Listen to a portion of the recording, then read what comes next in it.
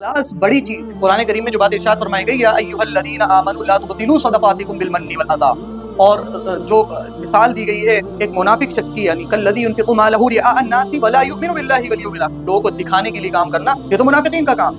जब ये मर्ज़ातिल्लाह यानी अल्लाह की रज़ा ज़हन के अंदर, जब मरकज़ जो होता है वो अल्लाह की रज़ा होती है कि मैं जो भी कुछ काम कर रहा हूँ, तो फिर ऐसे काम करने वाले कौम को फायदे ही पहुंचाते हैं। चाहे फिर रास्ते में तकलीफ देने वाली चीज़ को हटाएं, वो हर चीज़ में देखेंगे रास्ते तकलीफ देने वाली चीज़ का हटा देना सदका है, हदीस में आता है, ये भी सवाब है। वो मलबा गिरवाएं, वो जो है इसके अलावा के काम सड़क बनवाएं, वो नहर खुदवाएं, वो बोरिंग खुदवाएं, या जो है वो जो है नगर निगम से जाकर कोई और काम करवा दें मुसलमानों के फायदे के लिए, या कुछ भी अच्छा काम करवाएं, लेकिन उनके लिए गर्दिश करने वाली जो चीज़ है जहन के अंदर, वो अल्लाह की रज़ा है। जब ये चीज़ गर्दिश करती है तो उन पर फर्क नहीं पड़ता लोग उनकी बुराई कर रहे हैं, लोग उनकी तारीफ कर रहे हैं। ये लोग लंबी रेस के घोड़े होते हैं। ये लोग इखलास के साथ गुमराही के अंधेरों के अंदर चिराग के और इखलास के चिराग के साथ निकलते चले जाते हैं। लेकिन जब इखलास जहन के अंदर ना हो, जब अल्लाह की रज़ा जहन के अंदर ना हो, तो फिर इंसान अब बिल्कुल अजीब अंदाज में काम करता है। वो देखता है कि मुझे कौम से कितना फ़ायदा मिल रहा है तो काम करता है, वरना काम नहीं करता है।